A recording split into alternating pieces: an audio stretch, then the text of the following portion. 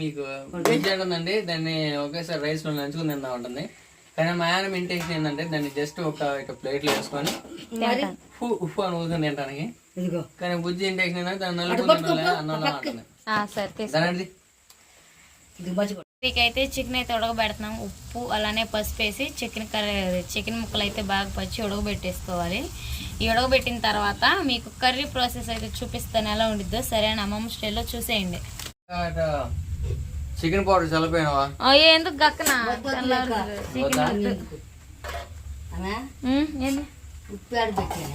Salt పసుపు అయితే వేసుకుని మొత్తం కలిపేసుకొని మూత పెట్టుకుంటే చికెన్ అయితే ఉడికిపోద్ది బాగా.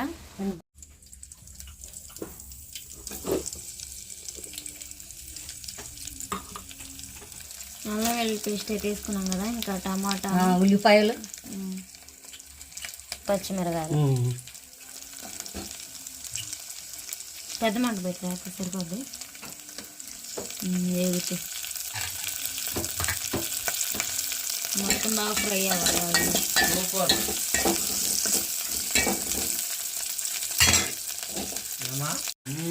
ఏంది ఎవరు బట్టకేమొచ్చింది ఏంది ఎవరు బట్టకేమొచ్చింది ఈ మాట పడితే అందులో కట్ చేస్తాలే.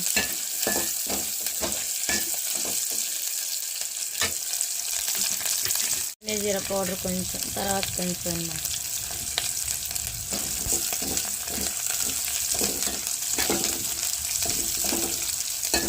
టమాటాలు ఎందుకు మారుద్ది? టమాటాలు కూడా బాగా మొగ్గినాక మొక్కలు వేసుకున్నాం.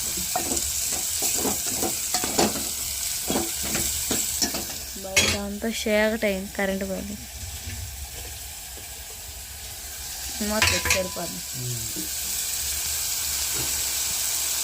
వందల కూరగాయలు తాజీ బుద్ధే వచ్చింది మీకు. తాజీ బుద్ధే వచ్చింది. తాజీ బుద్ధి వచ్చిందా నాకు? నాని కూడా బాగా చెప్తాయి కూరగాయలు. అన్నయ్య రెండో చూసాను నేను. వాడు జట్టం తీసుకొస్తాడు. ఒకసారి మోతే నేను మొగ్గాలేనా బాగా బద్దలు లేకుండా కూరలో మొగ్గితే బాగుంటుంది. అది సంగతి. సో అయితే నేను పెద్ద పెద్ద వంట మనుషుల దగ్గర చూసిన వంటకం వేరు, మా నాన్న దగ్గర చూసిన వంటకం అయితే వేరు.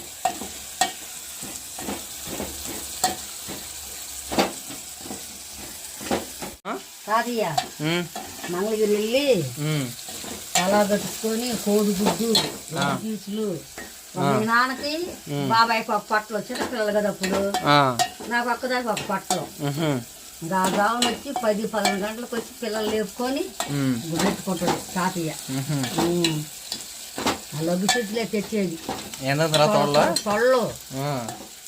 తొళ్ళే ఇప్పుడు అంటున్నారు కదా లగ్గు పీసులు అని, అప్పుడు తొళ్ళే అనేది. కోడిగుడ్డు ఇక్కడ గుడ్డు వేసుకొస్తాడు. ఇంకా నాన్న బాబాయి చిన్నపిల్లప్పుడు మొగ్గిందే మొగ్గలా ఇంకా సుబ్బు టమాటా శుభ్రంగా మొగ్గింది. ఇంకా కారం పసుపు ఉప్పు వేసాక కారం వేసినాక కారంలో మొగ్గినాక ముక్కలు వేసేది. ఓకే కానీ చాలా కారం కొద్దిగా వేసాను. ఇంకొంచెం మంట కొట్టదు అన్నయ్య చాలు. ఇది బాగా నూనెలో ఉడకనిచ్చి ముక్కలు వేద్దాం.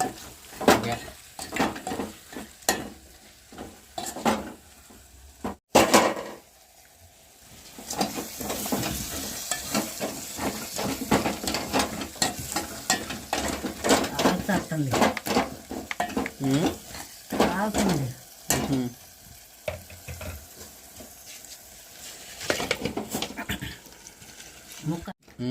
ముసలి తంటాలు పడుతుంది. మొక్కలు కింద పట్టి మట్టి బొట్టు అయితే అని